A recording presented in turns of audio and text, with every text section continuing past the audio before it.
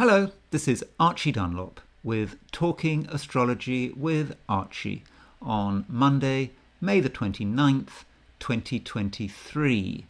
I don't own a television and I don't know very much about television. I have been on television maybe 2 or 3 times in the 1990s for a very, very short periods, maybe a couple of minutes. I had my few minutes of fame. One show I was on was called, I think, The Time, The Place. It was mid-early 1990s, and a friend who was an astrologer, she had a spot where she was going to say something, but she couldn't make it, so I took her place, and a car came for me.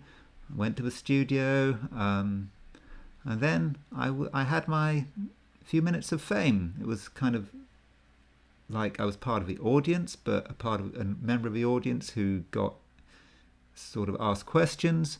But I wasn't allowed to say too much. And I'm sure I made a complete fool of myself, because I think the thing about television is that people who aren't used to television, they don't know how to control their body. I mean, you look at these YouTube videos, I don't really know how to control my body. I'm all over the place with my movements and whatever.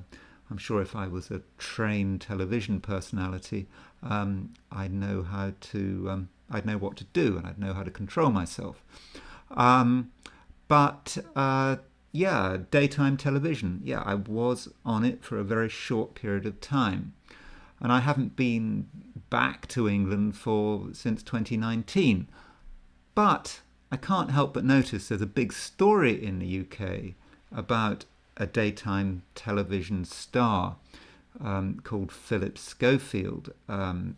He's apparently getting a lot of adverse publicity, and so what I'm going to do is I'm going to show you an article from the Daily Mail, which will explain it far better than me. So let's see what the Daily Mail has to say.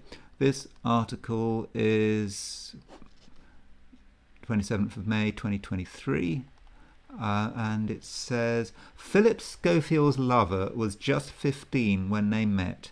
Schoolboy asked star for job on This Morning 3 years before he was hired as a production assistant and began affair with the then 50-something presenter, as photos of them together emerge. So Phillip Schofield's lover was just 15 when they met at a talk the veteran TV presenter was giving at a theatre school, the Mail on Sunday can reveal. At the time, the schoolboy asked him for a job, and Schofield later arranged an interview for him. It led to a position as an ITV production assistant when he turned 18. Sometime afterwards, their affair began. So we can go on about the details, but what else? Last night, as Schofield's 38-year career in television lay in ruins, his This Morning co-presenter Holly Willoughby told of her devastation when she discovered he had lied to her about the relationship. She revealed, when reports of this relationship first surfaced, I asked Phil directly if this was true and was told it was not. It's been very hurtful to now find out that this was a lie. So I'm not going to go on about the details. I mean, I really want to talk about astrology. I don't want to talk about British daytime television. So let's look at the chart. So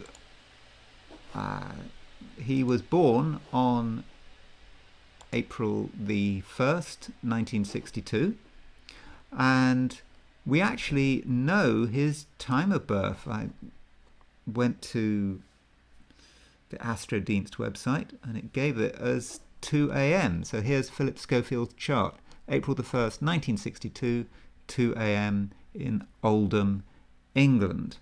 So what strikes us about this chart? Why is this person in trouble? Why is his career potentially in ruins? Indeed, how did he get to be where he was in the first place? So what do we notice? It's actually a very grounded chart in one sense. I mean, look at all these planets below the horizon: Saturn, Moon, Jupiter, Mars, Mercury, Sun, and Venus. So, that is a good sign. Yet, he doesn't have any planets in Earth signs. Okay, he's got Pluto, but that's a generational planet, so we don't really count that. So there's only Pluto in Virgo. It's got nothing in Capricorn, nothing in Taurus. It may be that someone who doesn't have much in the way of Earth is perhaps is a little unrealistic. He's got this job and he's always been involved in television. I think he got his first job in television as a tea-boy when he was 17. So this has been his life. It always has been his life.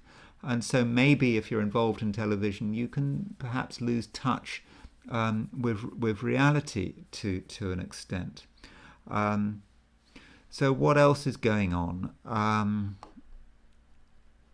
He is in Aries. There's his sun in Aries. He's got Venus in Aries, but he's also quite a Pisces. Pisces has a certain attraction to the bright lights. There can be a sort of deceptive feel to Pisces, sort of enjoying the smoke and mirrors that inevitably must happen around television. And we notice his Venus. Yes, it's in Aries in its detriment, so that might suggest relationship issues, but that's just one sign. But it's trine Uranus. So, what better signature for a successful television star to have Venus trine Uranus. So yeah, you've got the signature there. But what about the fall from grace? Or where do we see this in the chart? I myself would be looking at the moon. I think his moon is a problem. Now, you might not notice that straight away, but he's got the moon conjunct the south node. Now, in astrology, the north node is where we are going to. It's the direction we should be going in. The south node is the line of least resistance. And, if you're into reincarnation, the south node is often about our karmic inheritance. Or if you don't believe in reincarnation, but you kind of believe in astrology, it might represent our early life. And so the moon is about feelings. It's about perhaps our impulse. I think particularly in a male chart, because the moon is kind of projectable. I think in many cases in male charts, the moon kind of represents how we are as children, very young adults, up to about 21, 22, and after about 21, 22, our moons become less prominent and we start moving into our suns. And it's kind of the opposite with women. Women tend to be more influenced by their sun sign when they're young, and then they move into their moons after about the age of 22. So with this moon conjunct the south node, that might indicate getting caught in his feelings, even though it's in Aquarius. And Aquarius is not a very emotional sign. It's perhaps the least emotional sign, ruled by Saturn. But those emotions were maybe at some level leading him astray. So what is the moon about? Can we get any more information about the moon? If we want information about Phillip Schofield's moon, we might want to look at his midpoints. So if we look at the midpoints, I understand that for many of you, midpoints is something you're maybe not too familiar with, but if look at the midpoint, he's got moon square the Saturn-Uranus midpoint. He's also got moon square the the Hades Uranus midpoint. So Saturn-Uranus is very tense. Moon, Saturn, Uranus, very focused on his feelings and the way he is, and it could be a bit inflexible. Now, as far as this relationship with this much younger person, I think I do kind of feel that it is connected with the moon.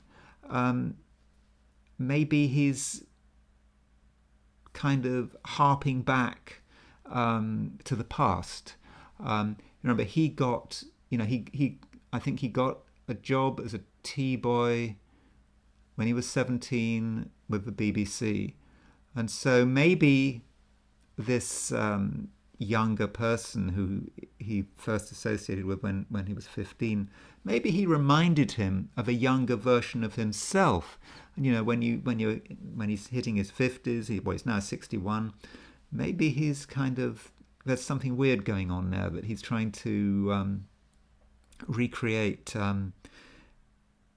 his own youth in someone else's form, something like that. So that is a possibility. Now, as far as timing is concerned, how can we know about what's going on right now? It all happened very quickly.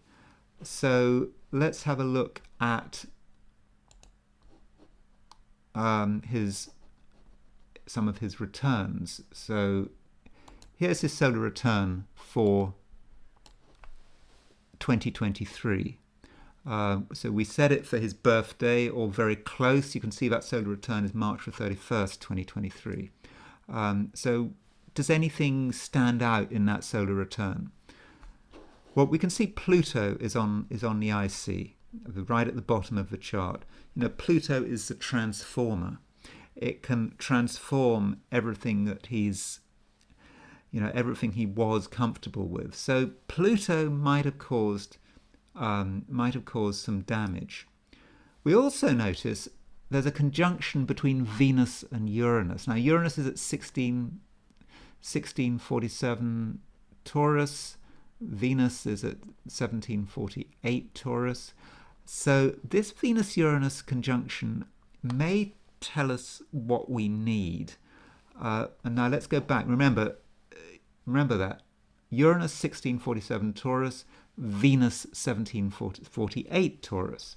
So going back to his chart and his moon, we can see that Venus-Uranus conjunction in his solar return is exactly square his moon. So Venus was kind of triggering his Uranus. So Uranus is square his moon. It's stirring up everything that is represented by his moon in Aquarius conjunct the South Node. So that's his Western chart. I wanted to look at his Eastern chart to see if the Eastern chart tells us anything we can't see in the Western chart. So here we go. Here is his Eastern chart. Let's see what's going on here. Eastern chart. So here it is. It's kind of unfamiliar, isn't it? It's the way it's a square chart. It takes some getting used to this square chart. And what happens in Indian astrology is that planets are given strength called Shad Bala. I think that Shad is Sanskrit for 6. So there are 6 ways in which you can evaluate a planet's strength. And there are these incredibly complicated calculations for working out which planet is which. And you can actually, give these planets, each planet, a number in terms of its strength. And so here is the Shad Bala percentage. And we can see that his weakest planet is Mercury. And here's his Mercury. It's in Pisces. So Mercury does not work well in Pisces because Mercury is exalted in Virgo. Therefore, it's fallen in Pisces. Furthermore, his Mercury is in the same sign as the Sun. So, in other words, his Mercury is somewhat combust. And in Indian astrology, the Sun is actually a malefic. So the Sun is actually damaging Mercury. Furthermore, Mercury receives a bad aspect from Saturn. So Saturn in Indian astrology aspects the third house from itself. So Saturn is here. So that's its first house, its second house, and there's the third house. So Saturn is making a bad aspect to Mercury. The Sun is conjunct Mercury, and Mercury is in Pisces, the sign of its fall. So what's the relevance of this? Well, if we use the Indian predictive system, which divides a life into nine segments, we notice that he entered a period of his life ruled by Mercury on July the 20th, 2021. And that period lasts right through until July the 20th, 2038. So last year, July, things changed, I think, for him. He moved into a period of his life ruled by a weak planet, a planet that was the weakest planet in his chart, had poor aspects from the Sun and from Saturn, and I think that had a lot to do with why he has suddenly had this fall from grace, why there's talk of his career being in ruins. Further, transiting Saturn, moved into his fourth house at the beginning of 2023. Now, in Indian astrology, the signs are 24 degrees different. They're different from Western signs. So Saturn went into sidereal Aquarius at the beginning of this year, and so the moment it moves into sidereal Aquarius, it aspects the whole of the fourth house, including with Jupiter and Mars, and it casts a bad aspect to the 10th house. So in terms of timing, I kind of feel that possibly his Indian chart is giving us better information from his Western chart. So those are a few thoughts about Phillip Schofield. I think my view is that the important point in his Western chart was his conjunction between the Moon and the South Node. I think that was the source of all his problems, or at least many of his problems. So anyway, that's all I'm going to say about Phillip Schofield, and I will talk to you again very soon.